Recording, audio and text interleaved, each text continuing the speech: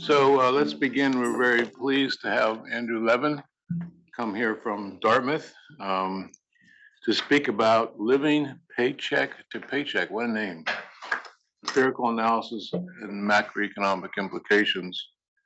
I remember not too long ago, Andy and I wrote a paper together. It was published in a book by Orphanides in Bordo. It was on stop, start, whatever it is. Yeah, that's right. But thank you very much. Andy is a professor at Dartmouth. He got his PhD here at Stanford and worked at the Fed for how many years? About 20 years. 20 years. So he knows everything there is to know about the Fed and has mixed it up with other things as well. So welcome, Andy. And you're welcome to come down to the big table if you like. Bye-bye. Okay, well, great. Thank you so much, John, for inviting me to be here, not just today, but this month. This is completely new work. The paper should be ready actually by the end of June. But I'm eager to share this work with you today to get your feedback and advice and suggestions.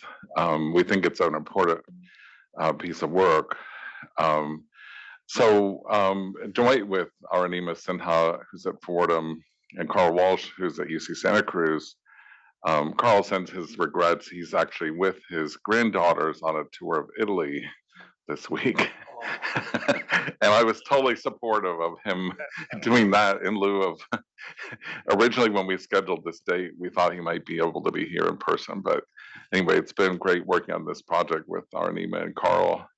And obviously, even though I'm used to having the red ink at the bottom of the cover page, not to interpret these views as representing anyone other than the three of us. And if I say anything silly today, then interpret that as solely my responsibility and not Arunima or Carl.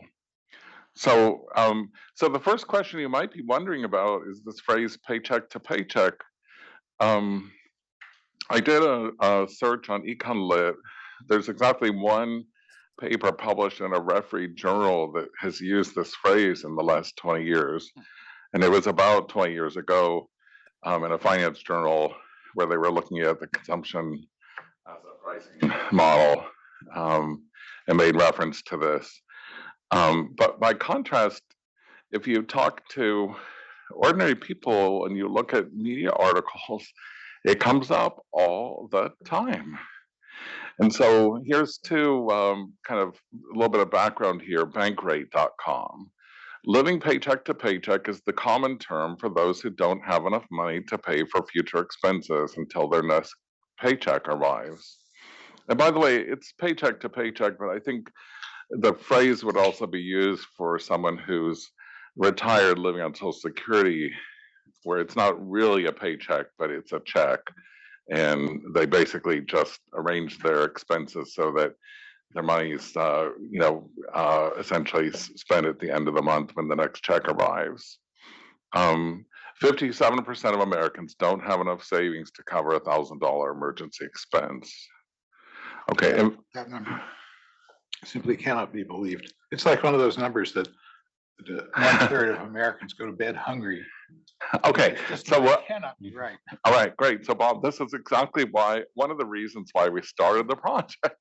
It's like, okay, these are opinion polls, and so maybe we should just take them with a grain of salt. But before we get into this question of what are the facts, okay, just to finish the, what's the common usage.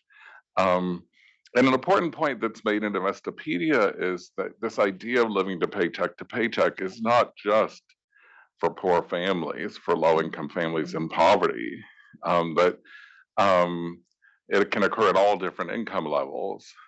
And they say, many Americans live paycheck to paycheck because the cost of living has not increased in proportion to salaries.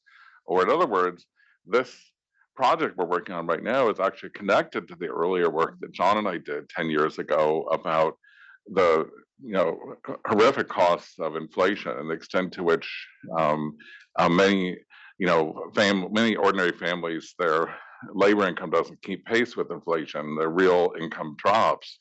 That's what this Investopedia quote is talking about.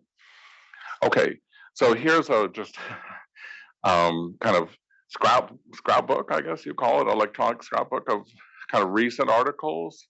So CNBC, Your Money, with inflation stubbornly high, 58% of Americans, there's that number again, are living paycheck to paycheck. Okay, that was published April 11th, 2023. Now, they obviously didn't talk to Bob, I guess, in that story. Maybe that's why they got it wrong. This is not a new idea. If you look at the bottom of the screen, there's a quote from NPR. In fact, a whole story they did in December 2020, Paycheck to Paycheck Nation, why even Americans with higher incomes are struggling with paying their bills. And you can do a Google search and you'll find this phrase coming up in surveys and all sorts of things, probably over the last couple decades at least. Again, across age groups and income groups in many different media journals. So as I say, it's a kind of common phrase. Are you going to talk about Greg Kaplan's academic work on Yes, we are, of course. I was getting nervous that maybe. The funny thing is, Bob, I remember last year when I was giving a paper at the very beginning, you said, well, this can't possibly be right. And at some point, we kind of reached some common view. So I'm hoping that will happen again today. Okay, so now coming to macroeconomics. Okay, there's been a long-standing consensus that structural macro models should have good micro foundations, especially when they're used for analyzing alternative policies. Okay, that's the Lucas critique. The first generation of New Keynesian models that were really developed in the 90s and 2000s were formulated using a representative agent assumption. It was convenient, analytically very convenient. In the simplest case, you get a single New Keynesian IS equation that's essentially a log linearized version of the Euler equation, and you get a New Keynesian Phillips curve, and you have a policy rule like the Taylor rule, and you can analyze the economy in that sort of simple setting. These are now often called rank models, representative agent New Keynesian models. So I'll use that phrase a few times today. Very useful for analytical purposes, but they obviously abstract from some key dimensions of reality. In fact, if you talk to anyone who's not a macroeconomist and you say, would it be reasonable for us to kind of assume that everyone in the United States, that all families are essentially the same? They will just shake their heads like, oh, you must be an economist. Okay, so so the good news is that over the last 20 years, and especially over the last 10, there's been a burgeoning literature of formulating macro models with heterogeneous agents. So starting to recognize that not everyone's alike, that there's some intrinsic differences. The seminal work was Bilby 2004 in his PhD dissertation, and Gali, Lopez, Salido, and Valles. It's worth mentioning that both of those papers, the dissertation was published in JT, and the Gali, Lopez, Salido, Valles in the Journal of the European Economic Association. They were not top journals. And before the global financial crisis, before the Great Recession, this work was still kind of pretty far into, the dark corners of macro, not really front and center. But over the past decade, it's started to get published, in some, very visible places. And another one of the seminal works is by Kaplan, Violante, and Wiener in the Brookings papers in 2014. So a key contribution of the Kaplan et al. Paper was that, Gali, Lopez, Salido, Valles coined this phrase of hand-to-mouth households. And the idea was kind of like in the old style Keynesian world, consumers who just spend whatever they earn. Like they called it hand to mouth. And Kaplan, Violante, and Wiener said hand to mouth doesn't necessarily have to just be poor people. It could be someone who has a higher income, who even owns a house, maybe some other illiquid assets, but still acts like a hand to mouth household because they don't have any liquid assets that can be used as a shock absorber for fluctuations in their current income. So that was very important, I think, help people recognize that this isn't just a small group of poor people these kinds of issues might be much more relevant. Nonetheless, as Arunima and Carl and I have looked through this and thought about it, what we noticed is that most of the literature on what are called Hank models, so heterogeneous agent New Keynesian models, has focused on heterogeneous assets and the corresponding implications for consumer spending. But those models have continued to maintain an assumption of homogeneity in labor markets. And again, if you talk to people in the world, I'll say the real world, that would also be a pretty objectionable assumption. That there's differences. Some people work, some people don't, some people retired, some people are stay-at-home parents or staying home taking care of an elder. Some people are just retired or disabled, okay, for all kinds of reasons, okay. Another thing to say is that in those models, wages matter for inflation, the aggregate supply block of the model, but wages don't matter for aggregate demand. So going back to this phrase here. What does aggregate demand mean? Well, in a New Keynesian model, it's the IS equation. Okay, that's aggregate demand. So the relationship between the path of real interest rates and the level of spending. So this kind of thing that CNBC says, with inflation stubbornly high, that doesn't come into these, not just the rank models, it doesn't come into the current generation of Hank models. And that was a kind of key motivation why Carl and Arunima and I started working on this project, is trying to think about, well, would it be the case that if inflation picks up and nominal wages are sticky, and by the way, this builds on John Taylor's work, 1979, 1980 on staggered nominal wage contracts, and the idea that sticky nominal wages, important part of the how the economy works. And of course, I did work later with Chris Ursig and Dale Henderson. That model has become commonly used in the New Keynesian literature with sticky nominal wages. And so in a world with sticky nominal wages, the idea that inflation picks up, people's real purchasing power drops, and that might matter for their real spending behavior, seems like something important that we'd want to be able to consider, and we haven't been able to do that yet because it's not in the models. Okay, so what do we do? So there's really two parts of this. It's in the title. The first part is empirical analysis. We're going to look very closely at the PSID. And by the way, I'm old enough to remember when the PSID was all on magnetic tapes. And it was just a heroic effort to do anything with it. The great thing now is it's all available electronically through the University of Michigan, in a really user-friendly way. And you can download the whole thing. Of course, now the amount of space the whole PSID takes is trivial. Probably, John, you could fit it on your iPhone or something. But, so we do a detailed analysis of PSID to try to look at heterogeneity in sources of income and employment, as well as asset holdings. So this is one way in which we hope to build on the existing literature, is to think about these other types of heterogeneity.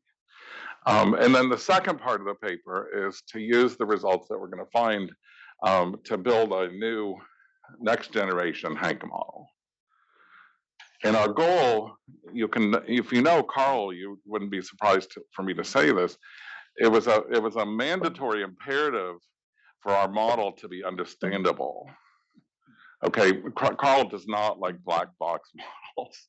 Okay, I don't think he's ever written a black box model. He likes ones where you can kind of look at it and understand the different channels there. And so that meant that we weren't trying to get a Hank model that had every element of reality and every possible type of heterogeneity.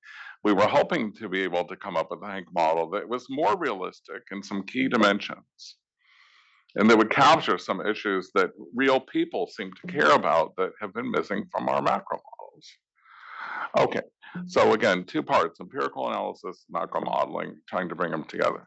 Okay, so the first part of the empirical analysis, let me just briefly summarize what we do here, and then I'll get into details in a minute. for today, we're focused on the 2017 and 2019 waves of the PSID. It's a survey done very carefully every 2 years. They've done the 2021 wave, but it's not yet publicly available. I'm hoping. But then you get all tangled up. 21 was the. Oh, absolutely, with the aftermath of the pandemic, but that's where it'll be interesting to sort of see how these issues come up. And in another couple of years, we'll get the 2023 wave. And right, it's an ongoing.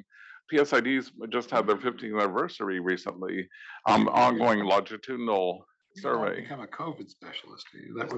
I hear you, Bob, and so I understand. So it will be interesting to look at, but as you say, it will have some difficulties as well. Yeah, go ahead. A difficulty, and called a wonderful opportunity, because there's all these hand-to-mouth people, and then you're saying, oh, people haven't built generational wealth or whatever. They got given a $20,000 check. I said, great, they're gonna, save it, and that's the end of the hand-to-mouth. No, they quit their jobs, spent it all down, and it was all gone in about 6 months. Just amazing. Quit their jobs? Experiment. Yeah. Oh no, that's not what. Well, anyway, why don't we? Okay, given Bob's caution, why don't we continue this? Because what Marie Christine said is we're going to try to save 15 or 20 minutes at the end for Q&A.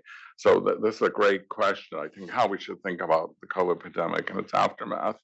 I will say there's other sources. We looked at some of them. The Consumer Expenditure Survey. There's the survey of consumer finance that's done by the Federal Reserve, and the CPS, which I love because you can access it with iPhones. Okay, and so at some point, we're trying to build up a whole set of knowledge of these micro facts that are relevant for the macro modeling. And the PSID was just a useful starting point because it looks at families over time, and lots of details about their assets, their income, their employment, their spending. Okay, it's a really great resource. Okay, so we identify several distinct types of households. The first type is what we're going to call fixed income households. These are households where at least 90% of their total income comes from things that are essentially fixed on a month-to-month basis. So you could think of this as kind of like the paycheck to paycheck. Either transfer payments, which could be Social Security or disability insurance payments from Social Security, or welfare payments, or alimony and child support. Okay, those are all classified as transfer payments, or interest from longer-term bonds or a trust. Okay, that's again fixed and predictable. Okay, so those are the fixed income families. How many are there? Okay, what do they look like? How old are they? How much income do they have? All those things I think we think are ultra important, and I don't know. Please help me fill up our bibliography. Okay, if you know of papers that have looked carefully at fixed income families and how they matter for the macroeconomy, we haven't seen it much even in the new generation of Hank models. John. Who are not working out of the labor force? Okay, great question. So, and let's flag that question because I'm going to come back and look at this with our microscope in just a couple minutes. Okay, but who are these people? Okay, we can tell from PSID that 90% of their income is transfer payments and interest from these longer term investments. Okay, who are they? Okay, second group, what we're going to call liquid families. Okay, not fixed income families. So we're now talking about the rest. Okay, non-fixed income families. Liquid means they have more than 1 month of liquid assets. And illiquid means they have less than 1 month of liquid assets net of their credit card debt. Okay, pretty simple. We think this actually corresponds reasonably well to this idea of paycheck to paycheck, especially when you think about the idea that if you pay rent or a mortgage, you get paid, say, on the 7th of the month, and your mortgage payments due on the 27th of the month. Okay, there's going to be a balance in your checking account or your transaction account for several weeks because you've got to make sure the money's there when the mortgage payment gets paid. Likewise with your health insurance, likewise with your electric utility bills. Okay, so ordinary families are used to all this. They got to manage it. They don't want the electricity to cut off. Okay, then they got to manage a small amount of balance. balances. Okay, but they still consider themselves paycheck to paycheck because depending on the precise timing of the mortgage payment compared to your paycheck. Liquid and fixed income overlap, right? No, they would overlap, and actually we have information about the fixed income families that are liquid versus the ones that aren't. But what I'm trying to just do here, and maybe the slide needs to be more clear, I tried to think about it, is when we say liquid and illiquid, we've already taken out the families that are on fixed incomes. Okay, so again, we can retrace this in a minute here. I'll show you. So liquid should be qualified. Non-fixed income who have more than 1 month of liquid assets, and illiquid is non-fixed income who have less. And I think it's actually on a slide a few slides from now, but it should have probably been on this one. Okay, and then we're going to further disaggregate the illiquid, non-fixed income, illiquid households into based on how they get paid. And this is a source in the PSID. I think it hasn't been really utilized, but it can be and should be. PSID asks people, how do you get paid? Do you get paid by the hour? Hourly wage plus tips? Okay, do you get a salary or a salary plus commissions? Okay, and so we think it's interesting to actually think about this form of heterogeneity too. Does it matter? And it might matter for the family, but it might not matter for the macroeconomy. That's the sort of question that we'd like to be able to look at. Okay, so what do we find? And this, Bob, is front and center. Okay, you said we're wrong, and you said those surveys are wrong. I think the PSID comes to exactly the same conclusion. Okay, so what we find in the PSID is about 60%, and it's plus or minus because there's standards, all these things. It's a survey, okay, but about 60% of households are reasonably characterized as living paycheck to paycheck. Okay, how do you get to 60%? First, about 20%, it's really 18 or 19%, so nearly 20% of adults live on fixed incomes. Remember, fixed income here means 90% of their total income, and PSID is pretty careful about this.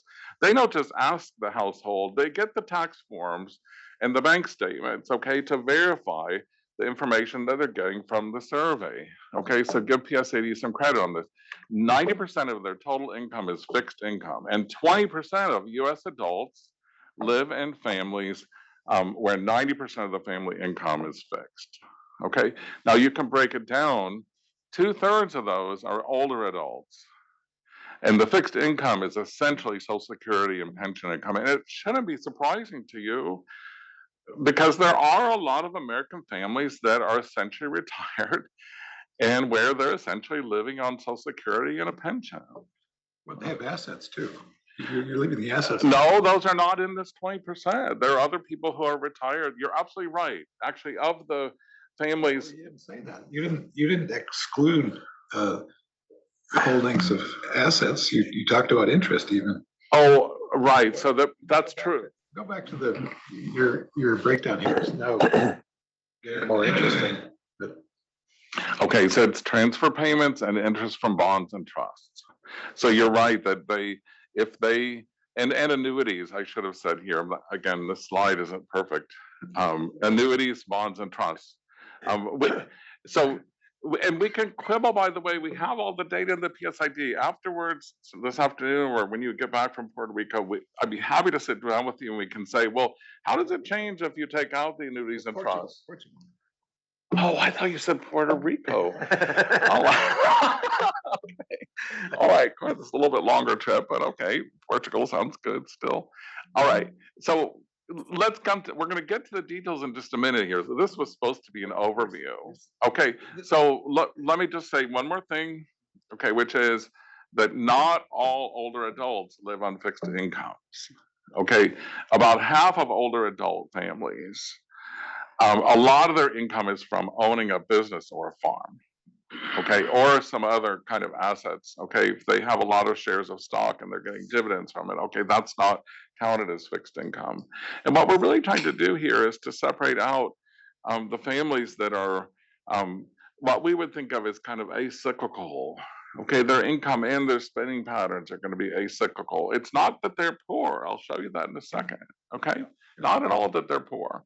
Okay, but the other third, and so now we're talking about 6%, roughly 6% of adults live in families that have a fixed income mostly because they're permanently disabled. They're getting SSDI. And if you know this, in order to get SSDI, you have to get letters from 2 different doctors saying you're permanently disabled, you're never able to work again.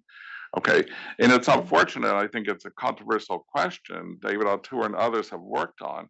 There's been an increasing number of people who are permanently disabled living on SSDI, and maybe those rules should be changed, or maybe incentives should be made to help people get back into the workforce, rather than incentives for people to become registered as permanently disabled and get SSDI. But a substantial fraction of these younger families are close to half of their income is disability insurance. Okay, but many of them are also getting welfare and other transfers, as I said, alimony, child support, aid for needy families. Okay, and some of these might be also ones that could come back into the workforce. So go ahead. I think I understand now. Now you're making sense. Okay. There's a vague literature which deals with the question of suppose that there's a medical expense shock, then does the household have the flexibility to deal with that from all the different things they can do? There, the emphasis is very much on just what their liquid assets are, because you could have a completely fixed income, but you could deal with this need for extra spending just by drawing down your assets. But that's not the question you're asking. Not precisely. You seem to be asking a question more of how exposed are they to cyclical income shocks. Yeah, that's right. Okay, great. Yeah, that's right. And so, of course, you're looking at a time when the great thing about PSID, Bob, is that it's such a rich resource for these kinds of questions. We should be asking more. For example, okay, there are a lot of these older adults who have no wealth, nothing. They don't have anything, okay? And so, fortunately, with Medicare and other things, they can probably manage. But some of these younger adults who are permanently disabled, they have nothing. There are others. I mean, this is where I really come to this second group here, the bigger group, which is 40% of adults who live in households where labor is practically their only source of income, okay? And we're calling those paycheck to paycheck because they have practically no liquid assets. Many of them actually have a home, and they have substantial home equity. And one of the things Arunima and Carl have been debating about just in the last week or two is how much does it help you if you have a lot of home equity, and you had an emergency, like a medical emergency? Could you get a home equity line of credit in an emergency? Or if you lost your job suddenly, okay, could you get a home equity line of credit? And the answer is it's pretty tricky, because one way to get a home equity line of credit is with income verification. That's all kind of been tightened up since the financial crisis for reasons you can imagine, okay? And so if you just lost your job or your spouse lost their job, okay, you may not be able to get that type of home equity line of credit. There's another type, which is called stated income, and many financial institutions won't do it, okay? Again, they're discouraged after the financial crisis from doing this, because you probably remember from The Big Short, right? The stated income means you just write down a number and no one checks it, okay? And the problem with a stated income HELOC is that your house becomes collateral for it. And that means if you miss a payment, they could start foreclosure proceedings. And many households don't want to do that. So the bottom line here is I actually think that even though these families have substantial assets, in some cases, their home equity is a multiple of their family income. So they have a lot of savings in their house, but it's not liquid.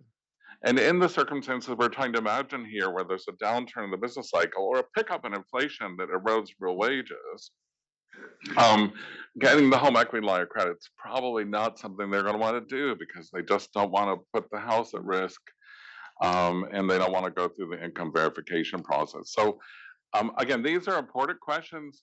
we're just scratching the surface here, trying to make some progress in really thinking hard about this. Okay. So can I, just a Please. question, am I supposed to add the 40 and 20 to get to your 60? Yes, absolutely. So that's what Bob asked before, and I just apologize that Okay. it wasn't crystal clear. Okay, we take the fixed income families. Remember, those are 90%. Yeah. Okay, transfer income and some interest income. Okay, and we're putting those aside, and then we're looking at everyone else, and we're dividing those up into liquid versus illiquid. Mhm. And so the 40% is about half of all the rest of the population.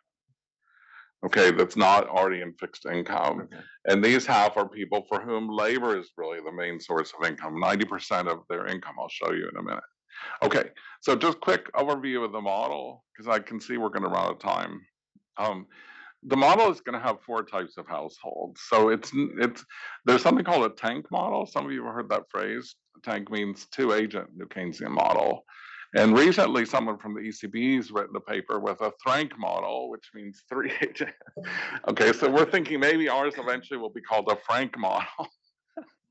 It's just too bad that none of the co-authors is named Frank, but anyway, so it's a Frank model. Okay. The fixed income households, wage workers, salaried workers, and what we're calling executives. Okay, and the point here about the executives is that practically all the businesses and all the shares of stock are held by liquid households. It's not just that they have liquid assets; they own essentially all of the businesses in the economy, in the PSID. Okay, and so then, but we can get some pretty cool results from this Frank model. Okay, it has first order effects on the macrodynamics. Real wages enter directly into the New Keynesian IS equation. So now we can start to think about that CNBC thing, inflation dampening people's purchasing power actually would affect aggregate demand in our model. Please, John.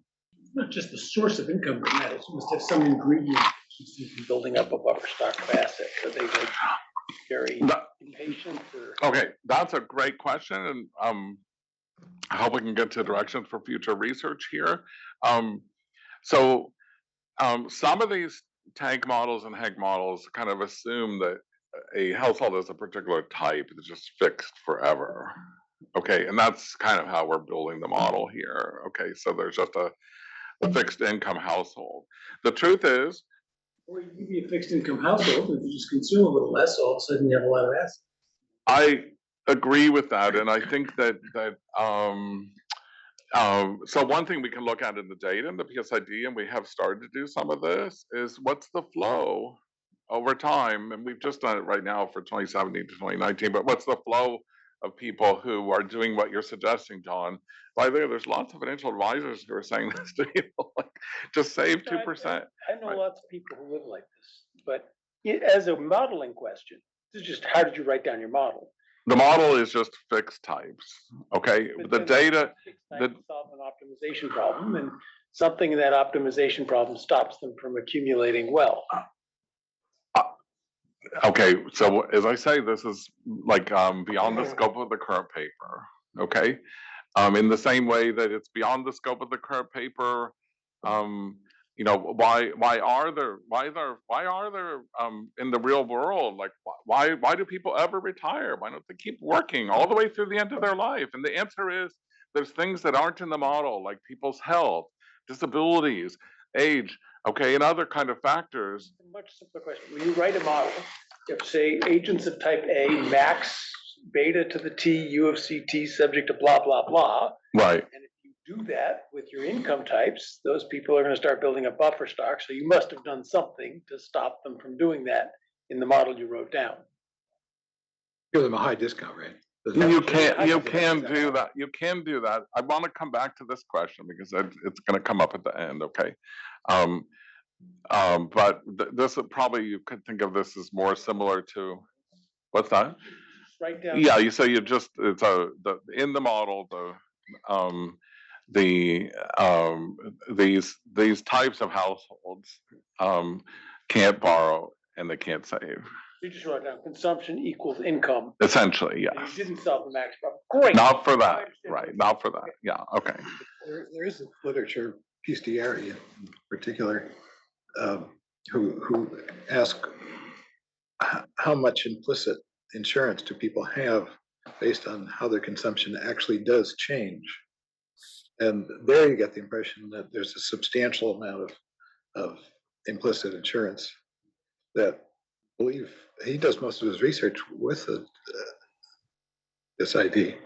But have you looked at that?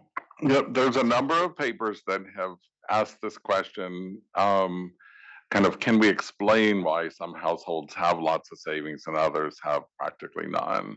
In fact, the Kaplan, Violante, and it's not the Wiener paper, it's the other one. I think Ben Moll, the AR paper actually looks at kind of a model where you can explain why there's some households that are, they call them wealthy hand-to-mouth households. Okay, so those are interesting questions, but we don't do it here. Okay, so what are the things that are interesting about our modeling results, just briefly? So real wages enter into the ICE equation. Aggregate demand is affected symmetrically by the remitted wages of the hourly and salaried workers. And maybe we can get into this a little bit later, but even though their labor contracts are different, the salary workers, the employment, the number of hours they work, is determined by what we're thinking of as an efficient allocative wage, but the remitted wage is sticky. And for a salaried worker who's got liquid assets, that doesn't really matter, because if their salary over time kind of catches up to where it's supposed to be, it can fall behind or catch up or go a little bit above. They can use their liquid assets as a shock absorber. But where this matters in our model is that some of these salary workers are illiquid. And that means that if there's a pickup in inflation and their nominal wage doesn't rise, then their spending power goes down. And that's what, and by the way, my university hasn't given us a real cost of living increase yet. They're still giving me 3% nominal wage increases. I keep thinking I should get a letter from John Taylor to our new president saying, about nominal illusion or something. But anyway, so this is what's in the model. One more thing to say about the model is that we have a reasonably realistic marginal propensity to consume at the aggregate level, about 0.5 or 0.6, depending on how you calibrate it. That's consistent with what I think of as one of the best papers on this question, which is the AR paper by Parker and Salelis and co-authors. Okay, so with that overview, why don't we dig into some details here? Okay, just a few things about the PSID that are worth keeping in mind. Okay, they're a little bit different than census. So the terminology here is a little bit different than people might be used to. PSID works with families of related people. And so a household would potentially include someone who's renting, who's living in a room in the house, okay? And PSID they know about that person, but they don't collect the same detailed information, and the information about the family doesn't include someone who was renting a room. Or if they're two families that might be sharing a house, then PSID would treat them separately. Okay, another thing is, I'm used to thinking about head of household, but in PSID, they've switched the terminology now. They call it the primary respondent and the spouse or partner. And then they also collect information about other adults and children in the family. And you imagine here, we've looked through it, like there's so many different situations. The parents are in their 50s, and the daughter, who's in her 20s, decides to move back home for a while, and she suddenly shows up in one wave of the PSID. She wasn't there in the previous one. Or then she becomes independent again, or in some cases, an older adult moves in with the family. And there's all kinds of things here, changes in the composition of the family that happen over time. And those actually could be interesting to think about for some of the macro dimensions of heterogeneity. For example, the extent to which married people, might be have more of a buffer than single parents or divorced people, right? These are all questions we think of as micro questions, but I think the Hank literature has helped us kind of awaken to the possibility that those things actually could be relevant in some cases, at least for macro modeling. Okay. So now we're just getting a little more detail here. Here's how we categorize the source of income. So labor income is pretty obvious here, except that we're going to add unemployment compensation to that category. So we don't want to think of someone as fixed income if just because they happen to be unemployed that year and they were getting a regular unemployment compensation check, we're going to call that labor income. So that would not be a fixed income household. Hopefully they're going to get a job and go back to work. Okay, farm and business income, which we're including ownership of shares of stock and dividends. Another thing I should say, by the way, the PSAD is great in many ways, but it does not have good coverage of the very top wealthiest households. And PSADs acknowledge this many times. If you really want to know about the top 0.1%, you got to go to the Survey of Consumer Finance because they work with the IRS to get complete coverage. Except What's that? They don't include the 500 most wealthy individuals. In Okay, even I think in some of the aggregated things that SCF publishes, even those are included, but you can't get you can't get microdata. You can't get the microdata. So anyway, SCF has some other limitations. So each of these has strengths and limitations. I just want to point out here that for the kinds of questions we're focused on today, PSID is great because we're not so much focused on the measures of wealth of the top 0.1% of the population. What we're really thinking about here is the source of income of most families. Okay. Taxable fixed income, which would include the trusts, rental properties, and interest on CDs and bonds. Okay, and then transfer income, which I think we've already talked about before. Okay, so we classify family as fixed income if the transfers, which is what PSAD calls transfers, including Social Security or SSID, plus what we're calling the taxable fixed income, is at least 90% of the total. And we've done plenty of fiddling with this, looking at different thresholds like 80 or 85, or including or excluding some of these detailed forms of income. It doesn't really matter very much. You know, if you want to get to 17% instead of 19%, you can slice things a little bit more finely. Okay, but close to 20% of the families are fixed income. And most of the families in this category don't have any other income. They don't have any farm or business income. They don't have any labor income. I would say a complication is a retired person who might be mid to late 60s, who in 1 year of the PSAD wasn't working at all, had no labor income, but 2 years later, say in 2019, decided to get a part-time job. They don't go back to work full-time, but a part-time job can be kind of interesting. And so suddenly their fixed income goes down to 60% or 70% of their total income, and they're not in this group anymore. Okay. So those are, again, the sort of complications working with the real data from PSID. Okay, let me just show you now these are pie charts. These are for families where the primary respondent is at least 62 years old. And what you see is, on average, 60% of the family income is from Social Security, 31% from retirement pensions, and then little dribs and drabs from the rest. A little bit of welfare, which could be if a child's living with that family and the child is eligible for some public program, and a few other things, really, but mostly this is Social Security and retirement pensions, okay, as you'd expect for people over 62 who don't own a business. Okay, farm and business income here is trivial.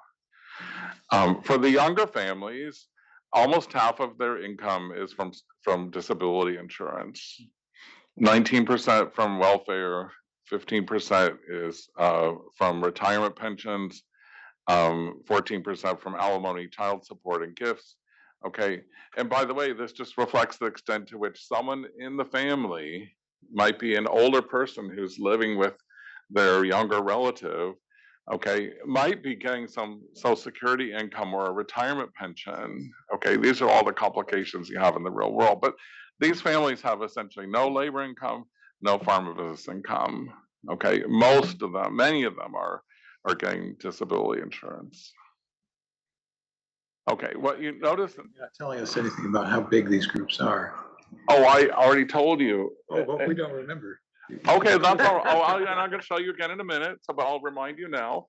Okay. Is that a big group or a little small? 19% of US adults live in these fixed income families, and of that 19%, I'm going to say 13% are the older ones, and about 6% are the younger ones. Okay, so that group that you just showed us is really pretty small, 6%. Yeah, and it depends on how cold-hearted you are, Bob. Like, well, should we ignore them or not? In fact, what we're going to do for this paper is just add them together with the older ones. But I think when we start to think about the question John raised earlier, like the COVID stimulus, okay, and how did that affect a single mom with 2 kids, okay, who was just living on welfare? How did it affect someone with a permanent disability? How did it affect someone who is 68 years old, who might have been thinking about retiring and now goes ahead and retires? I mean, these are all complex questions. And so I think even within this fixed income group, you know, there's some richness here, and we can look at it in the data, and we should be starting to look at it, not just brush it away and say, well, everyone's essentially the same, like we did in rank models. Okay, here's this income distribution. I think is helpful just to have it in mind. Okay, the younger households, almost all of them live below the poverty line. The poverty line for a single mom with 2 kids is about $25,000 per year. Okay, and so almost all of the younger households are below that. Okay, but among the older households, it's not true. Okay, most of the older households actually are above the poverty line. Okay, so don't think of these as poor people, especially not the older ones. Okay, they're not poor. Some of them have family incomes of $75,000, $100,000, $150,000. It's just mostly Social Security, pension, annuities, okay, other types of very predictable, non-cyclical income. Okay, now we got to turn to the liquid versus illiquid. So, Bob, we're going to take away those fixed income people and just leave them aside now. Okay, we're looking at everyone else. Okay, so we categorize assets and liabilities. Again, it's amazing how much detail there is in PSAD. Home equity, which is net of mortgages and HELOCs. Personal vehicles, which is the value of the car, net of the car loans. And it's obviously not very much, but for some families, that's their only asset is their car. What we call illiquid assets and liabilities. Okay, you own a farm or a business, and it has net worth, but it's not easy to borrow against it. So if you have a medical emergency, it may not do you very much good because the problem with a business is it can disappear tomorrow or next year. And so it's difficult to go to a bank and borrow against the value of your small business. I don't know so much about farms. So those are really tiny fraction here, so we won't worry about them. Okay, some people own other real estate. They own some houses they rent out to people, for example. People also have IRAs that are definitely not very liquid. There's a big tax if you want to cash it in early. And then people have longer term debt, education, school loans, legal debt, medical debt, and other kind of debt. PSID asks about all that. And then people have what would be the Kaplan and Violante and Moll and Wiener kind of the liquid assets.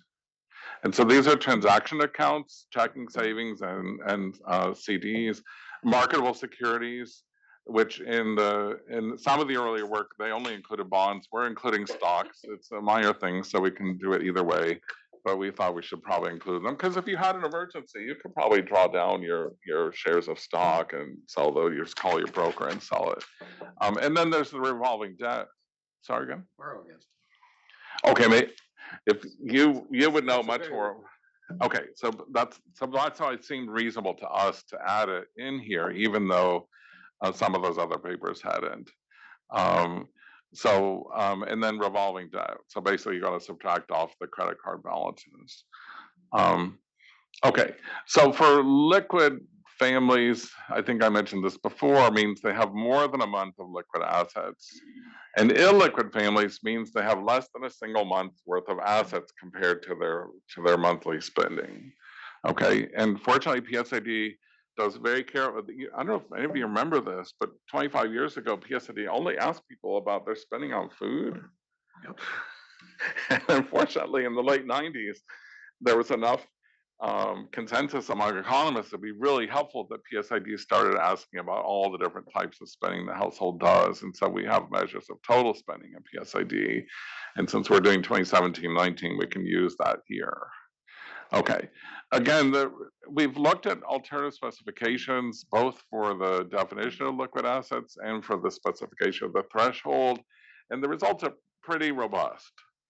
You can go from 19 to 21, or sorry, in this case, it would be from 40 to 35 or 40 to 45, right? A few percentage points, but generally pretty robust. And that's because most of the families that are liquid don't have any other assets except for a primary residence or a personal vehicle. They hold almost no stock, which many of you knew that already, right? Only a fraction of U.S. households own stock other than in their retirement account. And they don't own any business or farm. Okay, so the illiquid families are going to be basically the labor-only families. Okay, so here's the same pie chart, but now we're looking at the illiquid families, not fixed income. Okay, but they're illiquid. 88% of their total income is labor income. There's a little bit of Social Security, a little bit of disability insurance. Okay, you have to imagine here a family where someone in like one of the kids might be have an older grandparent or who's designated them as survivor, and they get some survivor insurance. And I don't know all those details. Okay, but there's a little bit of Social Security here, and a little bit of welfare, and a little bit of alimony, a little bit of, but the farm and business income is trivial. Okay, and even the interest, rent, and trust is really trivial. Okay, so if you said these are families for whom their only cyclical source of income is employment, that would be a very, very accurate statement down to a percentage point or two. Indulge me again by telling me what fraction of the total? Okay, this is 40% of U.S. adults live in this type of family. 20% of adults, little less, 19% live in the fixed income families. 40% live in this type of family. That's how we got to 60. Okay, and the other 40% of families live in this type of family. This is the good family to live in if you can get there. Okay, they have farms and businesses. They have interest in rent and trusts. Okay, they don't get any welfare. That little black slice of the pie is almost invisible. Okay, and a lot of it's labor income, but I should say here, by the way, another thing we haven't really grappled with much as macroeconomists is once you talk about executives, a lot of the labor income is things like bonuses and shares of stock and stock incentive plans and all those sorts of things, right? So it's not hourly wages and it's not a salary. So we really should be thinking of those managers and higher level executives is probably a different part of the labor market. So this idea of a homogeneous labor market really doesn't make much sense. But there's one thing that East of Ferry has investigated. The other group, the young group, let's say, this is the old group. No. This has nothing to do with age anymore. Those were for fixed. No, sorry, but the people. The illiquid ones. The liquid ones are older, right? Oh, I could tell you that. I can tell you that in 30 seconds, but not this 30 seconds. I've got it on state. I can tell you very quickly. I've seen other numbers. Okay. And it makes sense anyway. As I said, I think one of the cool things about longitudinal data is we already have started to do it, and we can do more. I just trying to figure out like how much should we include in one paper, okay? But we can track families over time, and we can ask the question, What fraction of the families went from being illiquid in 2017 to liquid in 2019? And the answer is small. It's about 3% of these people moved up into liquid. And that's the thing about paycheck to paycheck again. And then we come back to John's question, why? Why aren't they saving more? Okay. And I think that's an interesting question we should come to in a few minutes. Well, let me. Yes, I didn't get to the point I wanted Please. to make. Oh, sorry. Sorry, it keeps changing. This group, liquid families, it insures the illiquid related families. Okay, so the liquid group that I would think of as the parents insure the younger group. So there's a contingent aspect that isn't captured by the work that you're doing, but is captured by Peace to Ferry's work that you ought to keep in mind. But it won't fit this into this framework because it's contingent. Yeah. Okay. I mean, it's. I should probably just write it They down. hold an insurance, but the other group, the illiquid group, has something that has considerable value, and that's an insurance policy that their parents will help them out if they get into bad times. Tell me, I think those of us who have older kids know about this, right? Knew about it when they were younger too, when their parents bailed them out. And it would be interesting to look. I suspect from having looked, I've spent a lot of time looking at this. It's really cool in the PSID because you can look at an individual family. You don't know their name, but you know where they live, how many kids they have, how old the kids are, what the different sources of income are, and all the rest. And I would just say that my impression here was that within this category called alimony, child support, and gifts, let's back up here. This is the one for the illiquid families. Okay, alimony, child support, and gifts. That it's almost all alimony and child support. The gifts, they have one for gifts from relatives, from others. Okay, and I have a feeling here that most of these illiquid families don't have parents with a lot of money. That probably what's actually going on here is that insurance is within this group. That there are people who they've already got a house. They're starting to build up, some savings, maybe not quite very much, but 2 or 3 months of savings, 6 months of savings, and they get into trouble. They lose a job, or they need to move to a bigger house, and the parents come to the rescue. But it's already within this group. I'd be surprised. Again, I can check because we have the detail from the PSID. How many people within this group? I can tell you afterwards, later today, how many of them got, significant support from a family member. That's in the darker green color. Okay, why don't we keep moving? We're running out of time here. Just briefly, as I said before, PSID has really useful information about, are you paid on an hourly wage, hourly plus tips, salary plus commission. And here what we've done is just, because they also ask about your occupation. So we took all the PSID workers, no matter what family they're in, okay, all the workers. And we just look at, by occupation, what fraction of people in that occupation are hourly wage and what fraction are salary. And pretty striking differences here, not surprising, okay, but interesting. So for example, healthcare support, 96% of the people in that occupation get an hourly wage and 4% are salaried, okay. In food prep, it's 88.5% and 11% salaried, okay. Construction, it's 83%, okay. And then you go to the other end. In the legal profession and management and computer science and education, it's 70% or more are salaried workers. Okay, why? I guess maybe someone could tell me, but is there, because I would assume there's papers written in labor economics about employers' decisions and workers' decisions about salary versus hourly wage. But has that been incorporated into macro models? Maybe in these Hank models, we should be starting to think about this. Okay, so here's this is the summary table. It's a lot of numbers, so I'll just basically say again, what you're seeing here is shares of the adult population in 2017 and 2019. They're pretty stable. So what that says here is there's some inflows and some outflows, but over that 2-year period, they were roughly pretty similar to each other, especially given that it's a survey with some standard errors. What is noticeable here is the spending shares are not the same as the population shares. And when we come to calibrating the model, the spending shares also matter. So the fact that the fixed income households have a lower consumer spending than the average median household, okay, means they're going to get less weight in the model. Okay, so I think we're ready to go to the model now.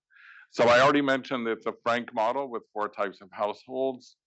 The fixed income households are essentially just going to be in the deterministic steady state. They don't matter for the log linear dynamics except for the structural parameters. The wage workers, where we're going to assume that they have Calvo nominal wage contracts as conventional in much of this literature, building on John Taylor's earlier work. Salary workers, where their hours are determined by an allocative wage, but their remitted wage can deviate temporarily. And then the executives, and consistent with the PSID, the executives own all the businesses, they own all the shares of stock, they get all the residual income net of the labor compensation paid to these groups of workers. Okay, here's some equations. I'm not going to talk about the notation here except to say that the second equation there is saying that there's inertia in the remitted real wage, and you can see it's a kind of partial adjustment process here in the real wage, which means the nominal wage actually has an indexation to inflation in it, which again, I wish I had at Dartmouth, but that's what we have in the model. The hourly wage workers have the staggered nominal contracts with the Calvo ferry, and then you get a pretty standard Phillips curve that depends on the average allocated wage rate. Okay, what's cool and new about the model is here. Okay, so this is the new Keynesian IS equation. And again, I'm sorry that I said I wasn't going to use the pointer. Is it okay? Yeah, yeah. Well, all right, since you're sitting here. Oops. If I can figure it out. Let's see. I think you're going to use the pointer. There we go. All right. So, so there's a script M here. Okay, that's usually called the new Keynesian spending multiplier. And it's a function of lambda. And lambda is essentially the aggregate marginal propensity to consume, and that's here. Okay. And a simple point to make is that in the case where there's no heterogeneity, you get back to a rank model, the script M is equal to 1. Okay, and so this term is completely ordinary. What's new here is that the real wage actually comes into the aggregate demand equation. So just to give you another glimpse of this, you can use recursion to express it in the following way. So y hat is the deviation of output from potential, and here we have a sum of the real interest rate deviations from the natural rate. So that's like an R minus R star. Okay, and then you have this script M multiplying the omega tilde t, which is the real wage. And what you might be able to see, if you think about it for a second here, is this term says that if there's a cyclical shock that pushes up real wages temporarily, then that will add to aggregate demand, conditional on the real interest rate gap. And conversely, if there's an inflation shock and real wages drop temporarily, then that will depress aggregate demand. Now, we haven't worked all this out. We're going to put it into Dynair and do some simulations, and eventually this should probably be incorporated into a more realistic model that could be estimated with investment and all the rest. But it seems like this channel could be really important for understanding what's happened over the last couple of years. We've seen in the data that inflation, CPI inflation picked up a lot more than nominal wage growth. It's starting to close, that gap's starting to close now, but for a year or two, okay. And that's why a lot of these opinion polls and surveys of households and consumers consumer sentiment dropped a lot because consumers were complaining that their pocketbooks were getting squeezed. And that's exactly what we're seeing here in this term, in this equation. So we think this is a promising direction. Now, just to close, and then we can have some Q&A, I guess, for 10 minutes. What are some directions for further research? I mean, there's details, of course, we talked about, like fiddling with the definition of liquid assets and with the definition of the fixed income or households and so on. Okay, but I think there's some bigger picture issues here that seem important to me. A lot of the work that's been trying to explain heterogeneity in household savings has been focused on heterogeneity in preferences, like discount factors. And so that would say, oh, well, if you're paycheck to paycheck over multiple years, that's because you're impatient. And the wealthy people are patient and the poor people are impatient. Okay, and that's that's been around for a long time, but I'm not sure it's actually consistent with the data that we're seeing here. It seems like, again, a third of these paycheck to paycheck families are living on fixed incomes. They're already retired. They don't have any labor income. They're permanently disabled or retired. Okay, we shouldn't be surprised. It has nothing to do with patience or impatience. It's their circumstances. They could cut back on consumption a little bit, have more assets. They could, I mean, and some of you may even be over 70 soon. I guess I'm getting there. And then you ask, but of course, the thing about being on fixed income is it's predictable, and so then the demand for insurance might not be so high.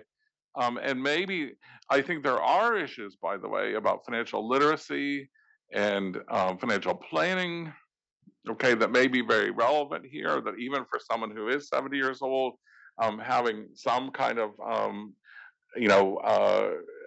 or $2,000 or something for an emergency, figure out how they can manage to do that. But another thing I just want to say is that if you think about the last decade, real interest rates were mostly negative, which meant it wasn't that easy for an ordinary family to save. Okay, higher income families that know a stockbroker, totally different story. If they can start putting money in the stock market, they can accumulate wealth really fast. But we're talking about the middle class and working class families. Okay, Talking about building up 1 month's worth of savings. Cash in the mattress works for 1 month. Okay, so I guess that, again, we should talk some more and think some more about this. I guess I have a feeling here that some of these things also connect to let me show you a picture here.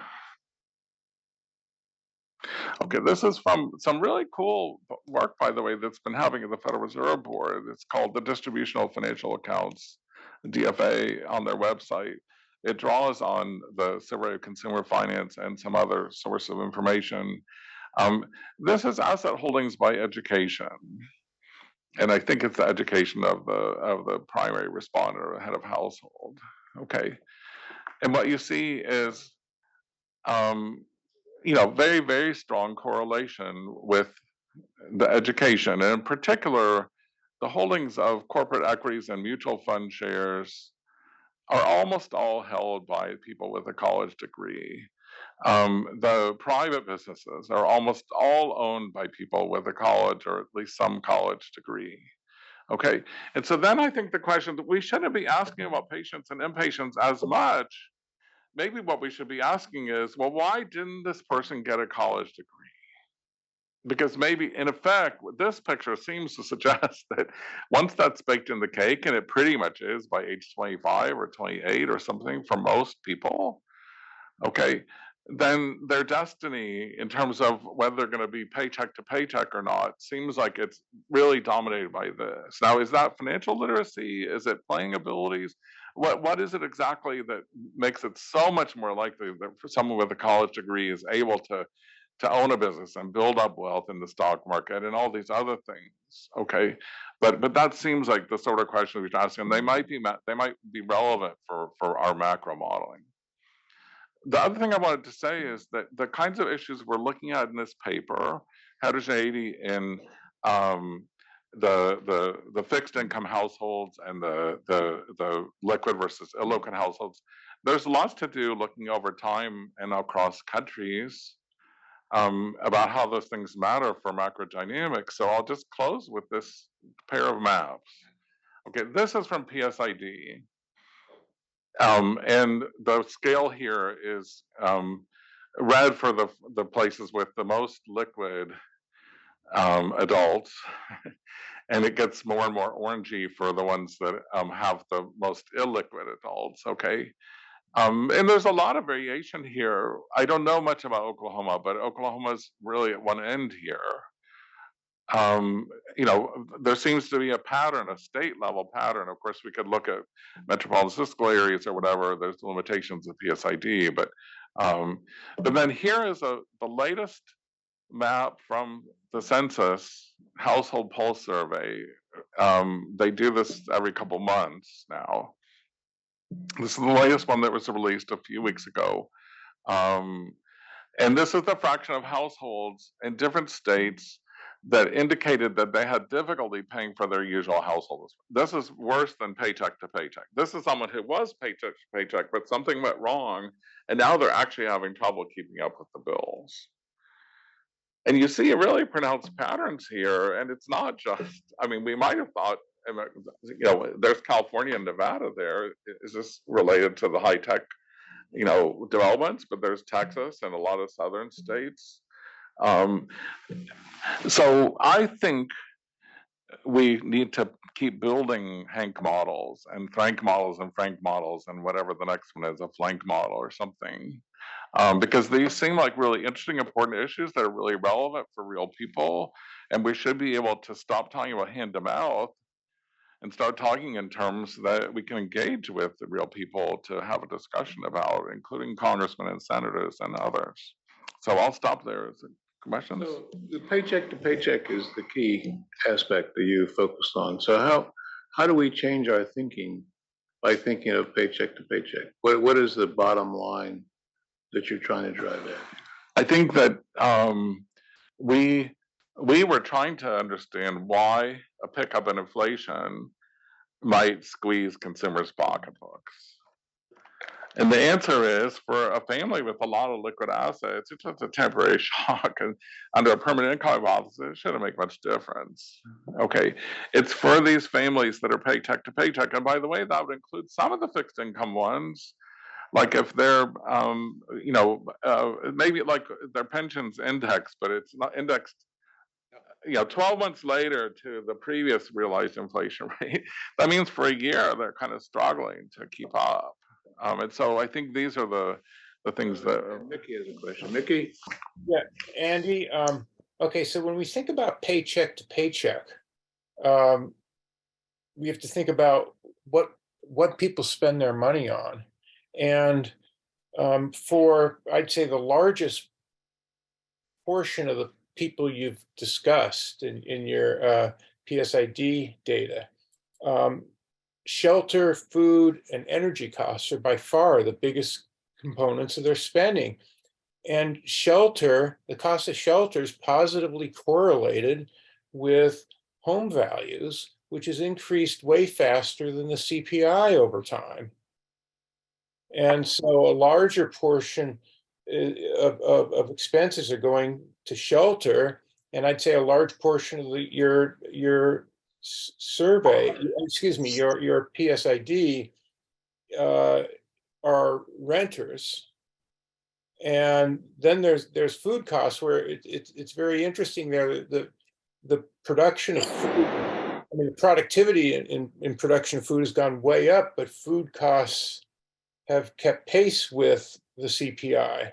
And then energy costs are variable. So I think part of your equation should be how the paycheck to paycheck, you know, is affected by how people allocate their funds. The other point I would make is in your pie chart, there's been a dramatic increase in reliance on income from SNAP, read food stamps, and disability insurance. And I would note SNAP is not only indexed to the CPI, it's indexed to the food at home component of the CPI. So that keeps people whole on their real purchasing power. But I think just the dramatic increase in the cost of shelter that's closely linked over time to home prices that have just persistently outpaced the CPI is an area that deserves a lot of attention, and of course is closely related to monetary policy. Why don't you wrap up, Andy? Okay, yeah, are there any other questions, I guess? Well, thanks, Mickey. I think we can talk offline about these issues. I will say PSID has information about SNAP. It's not counted in financial income, but it's there in the PSID. And so among these lowest income groups, that would be part of their equivalent, total equivalent income, but just not measured here. So, okay, yeah. Medicaid, in terms of dollars, Medicaid is by far the big one. It's provided in kind, so it's. Yeah, in kind. Okay, so the point is that everything I've been showing you today is not including in kind benefits. So, okay. All right, well, I think we can wrap up then. Thank you, John.